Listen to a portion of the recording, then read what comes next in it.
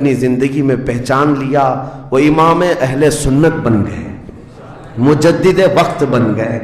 اعلیٰ حضرت امام اہل سنت فاضل بریلوی رحمۃ اللہ تعالی علیہ کے متعلق ایک بات میں آپ سے کہوں، وہ بڑے عالم تھے، بڑے فقیہ تھے، بڑے محدث تھے، اور بہت سارے علوم پر انہیں مہارت تامہ حاصل تھی، سب اپنی جگہ پر، لیکن یہ سارے علوم نے مل کر اعلیٰ حضرت کو اعلیٰ حضرت نہیں بنایا۔ ان کو اعلیٰ حضرت بنانے والی چیز حقیقت میں عشق رسول ہے۔ حضور پاک صلی اللہ تعالی علیہ وسلم سے بے انتہا لگاؤ یہ مقام پیدا کر دیتا ہے، یہ مقام۔ ورنہ عالم تو بہت سارے، کتابیں لکھنے والے بھی بہت سارے، لیکن جس نے عشق کی بولی بولی دنیا اس کو پہچاننے لگ جاتی ہے، دنیا اسے پہچاننے لگ جاتی ہے۔ زندگی کا مقصد وہ سمجھ گئے کہ ان کی غلامی کرنے میں ہی یہاں پر عروج و ترقی ہے۔ اسی کو خانوادہ اعلیٰ حضرت سے ان کے پوتوں تک بھی یہ فکر پہنچی۔ تاج الشریعہ نے فرمایا، بلہوس سن سیم و زر کی بندگی اچھی نہیں، ان کے در کی بھیک اچھی، سروری اچھی نہیں۔ تم جو سوچ رہے ہو زندگی کے طور طریقے ایسے ہونے چاہیے، ویسے ہونے چاہیے، گزار لو جتنے دن چاہے، بڑے بڑے بنگلوں میں، بڑی بڑی گاڑیوں میں، بڑی جائیدادوں میں، لیکن زندگی میں وہ عزت نہ پاؤ گے جو میرے مصطفیٰ کے قدموں میں ملے گی، جو حضور کی غلامی میں ملے گی، وہ عزت نہیں پا سکتے۔ عزیزان گرامی وقار، نبی کریم صلی اللہ تعالی علیہ وسلم کے ان صحابہ کو دیکھتے ہیں جنہوں نے زندگی کو ضائع نہیں کیا، ایک پل بھی ضائع نہیں کیا۔ آج میں آپ کو اسی لیے کہہ رہا ہوں، موت آنے والی ہے، اس سے پہلے ایک وقت بھی، ایک لمحہ بھی ضائع ہونے مت دینا، برباد ہونے مت دینا۔ جو وقت ہے، میں مصر میں دیکھتا تھا بسوں میں بھی، اور کبھی کبھار ٹکٹ کاؤنٹر پہ جو لائن لگی رہتی تھی، ایک اسٹیکر لگایا گیا تھا، اکثر جگہوں پر یہ اسٹیکر پڑھنے کو ملتا تھا، اجعلوا الانتظار فی الاستغفار۔ یہ جو ویٹنگ ٹائم ہے اس کو خالی کھڑے ہو کر کے مت گزارو، اتنی دیر استغفار کرو اور درود پاک تو پڑھو، وقت کو ضائع نہ کرو۔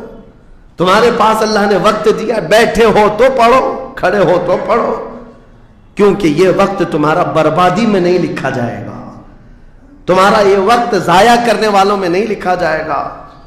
عزیزان گرامی وقار، آپ کو میں ایک بات بتا دوں، جن لوگوں نے اپنی زندگیوں میں بڑے بڑے محلات بنائے، آج ان کے لیے بھی تاریخ ہے، مگر کس انداز سے، کس انداز سے۔ آج دنیا نے آپ کو ایسے ڈائیورٹ کر رکھا ہے، جو کام ہونے کے تھے وہ نہیں کرنا ہے آپ کو، لا یعنی کاموں میں مصروف ہو گئے، جو چیز تمہارے حصے کی تھی نہیں اس پر انرجی خرچہ کرتے رہ گئے، اور جو چیز تمہارے کام کی تھی اس کو تو بھول ہی گئے۔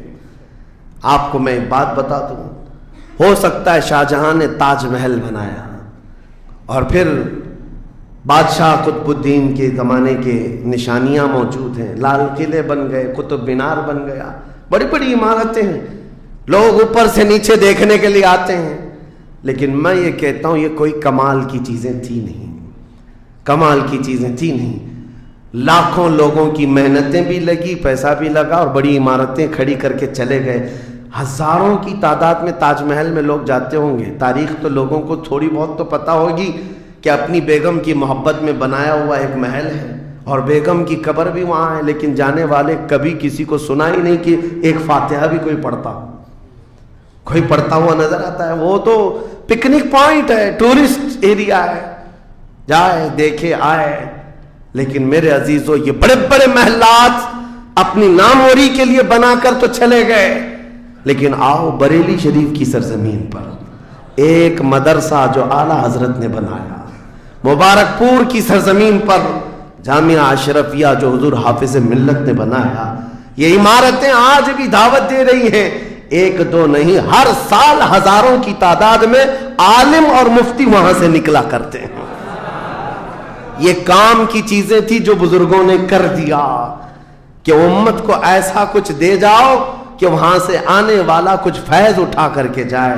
تاج محل لے کر کے کیا کرنا ہے؟ پیسے کمانا ہے یا ٹورسٹ ایریا بنانا ہے؟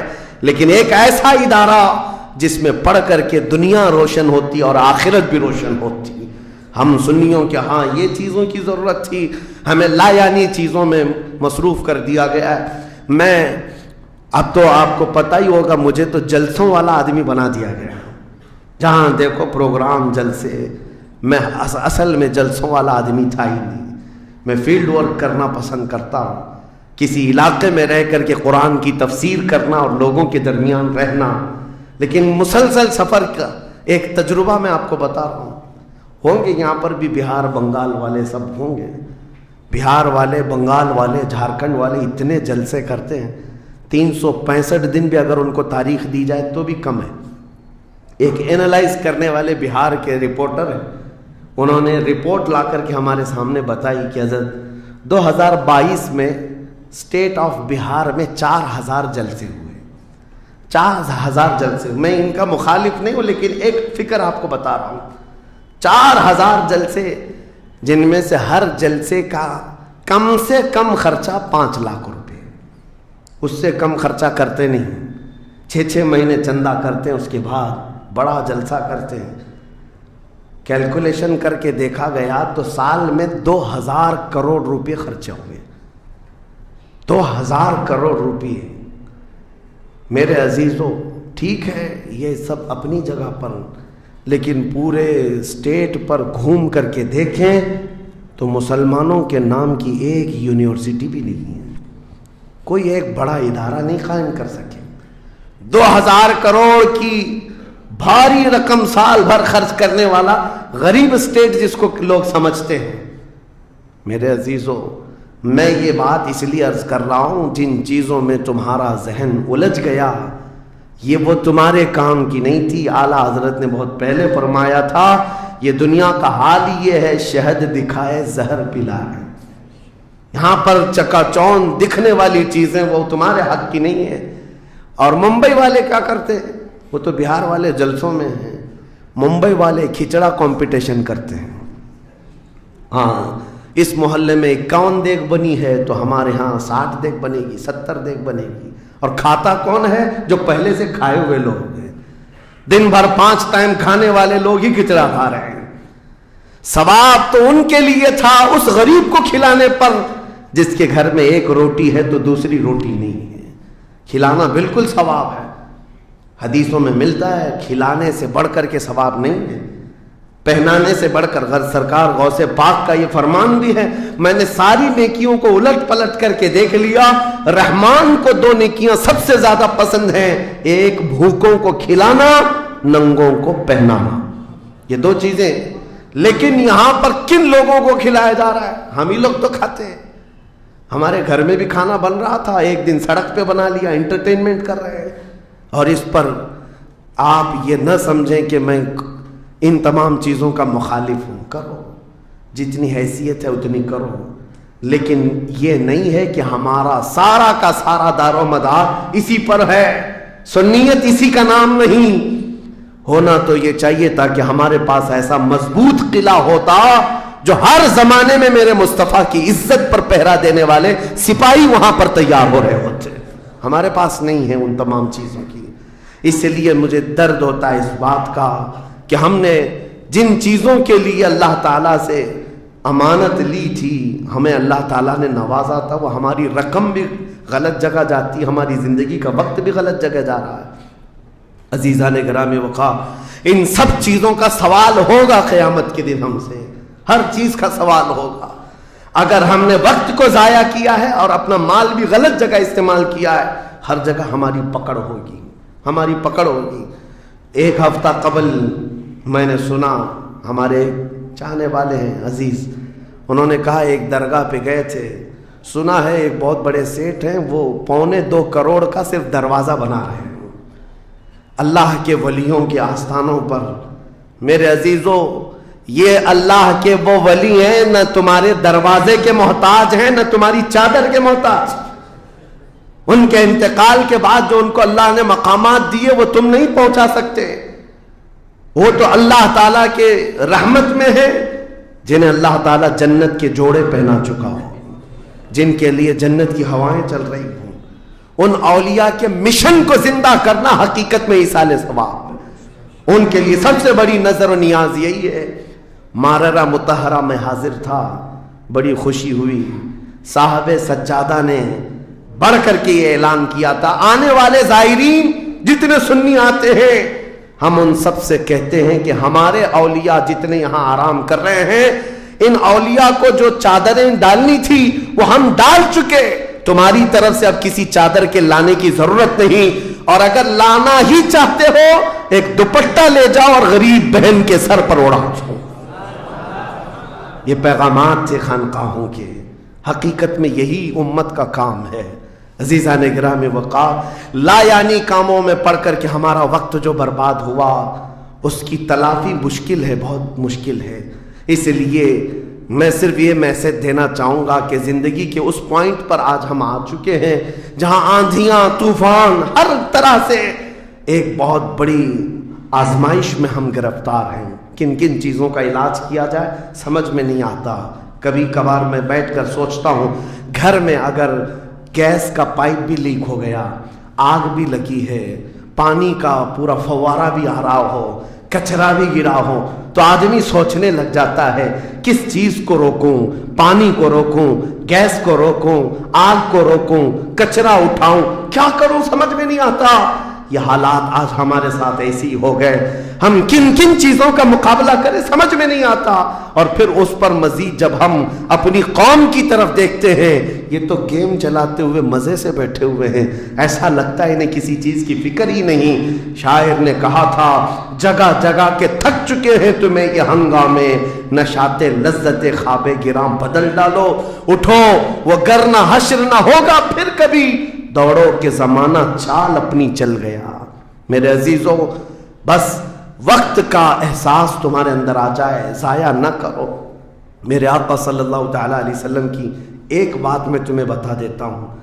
आप ये सोचते हैं बहुत सारे नौजवान खाली फालतू इसीलिए बैठे हुए, मेरे स्टेटस के मुताबिक काम नहीं मिलता, मेरे स्टैंडर्ड के मुताबिक मुझे काम नहीं मिलता, बर्बाद किए जा रहे हैं अपनी ज़िंदगी, लोगों पर बोझ बने हुए हैं।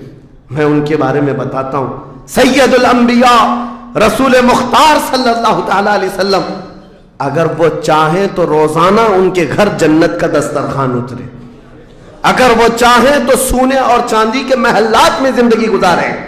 लेकिन जानते हो, नबी करीम सल्लल्लाहु अलैहि वसल्लम एक दिन सैयदा फातिमा ज़हरा के घर आए, देखा हसनैन करीमैन ताक में दुबके हुए बैठे, पेट पीठ से लगा हुआ है, आंखें अंदर है, हजरत फातिमा भी बैठी हुई, आवाज किसी की नहीं।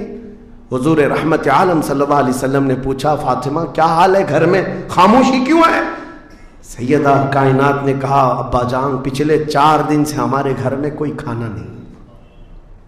हुजूर पाक सल्लल्लाहु तआला अलैहि वसल्लम ने ये नहीं फरमाया कि अभी बुलाता हूं जिब्राइल को, अभी दस्तरखान लाओ, अभी मेरे घर के खाने के इंतजामात करो। चाहते तो हुजूर ऑर्डर दे देते, सारी नियामतें आ जाती, लेकिन हुजूर ने क्या फरमाया सुनो।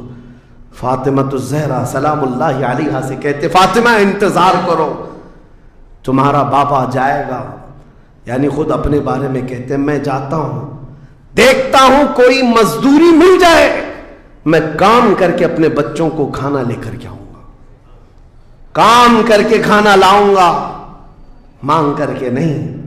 हुजूर रहमत आलम सल्लल्लाहु तआला अलैहि वसल्लम जो सैयदुल अंबिया हैं, जिनके कदमों का बोसा जिब्राइल अमीन लेते हो, वो चल करके मदीने के बाहर आए।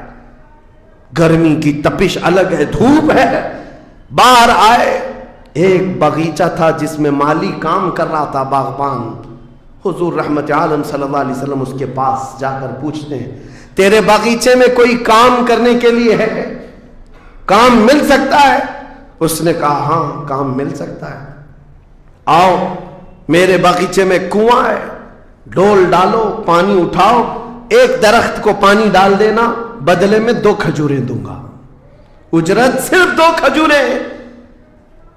रसूल रहमत सल्लल्लाहु तआला अलैहि वसल्लम फरमाते मुझे मंजूर है। गए और जाकर अपने हाथ से रस्सी लेकर डोल कुएं में डाला, पानी खींचते थे, जब डोल भर कर आता अपने कंधे पर उठाते और दरख्त पर ले जाकर पानी डाल कर आते।